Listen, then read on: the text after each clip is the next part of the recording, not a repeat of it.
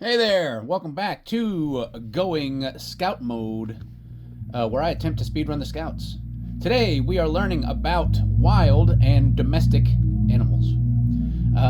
Like this guy right here. That's a wild animal. Same with that one, right there. These lions. What do you think is the difference between a wild or a domesticated animal? Let's find out.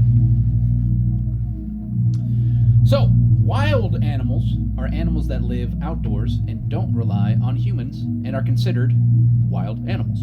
So most wild animals avoid humans, so you may not see them. And wild animals typically usually have better sight, hearing, and smell than humans, which helps them stay out of our sight. You should observe wild animals, but you should never approach them. Now, domesticated animals, on the other hand, are animals that live with humans and usually rely on us for things like food and shelter. And so they're called domesticated.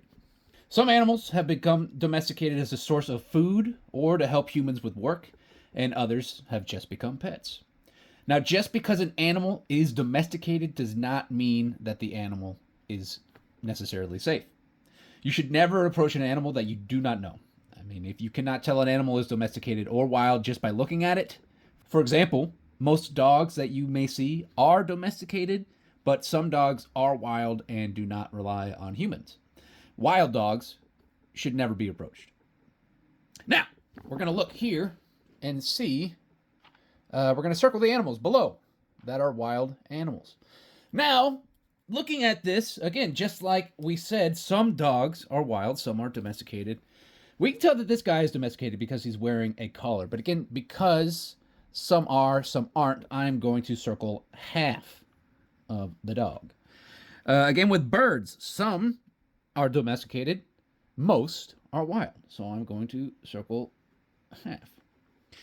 Cows, kind of similar thing. I would say mostly to this point, cows have been domesticated. There's not really a lot of wild cows out there. So I'm going to circle 3/4 of that guy. Gerbils, hamsters, same thing. They can be pets, but again, also, a lot of them still live in the wild, so I'm going to circle half. Beavers, that is a wild animal, by far. Crabs, wild animal. Foxes. Now, foxes are absolutely wild animals. In the recent years, there's been videos popping up of people trying to domesticate them and stuff.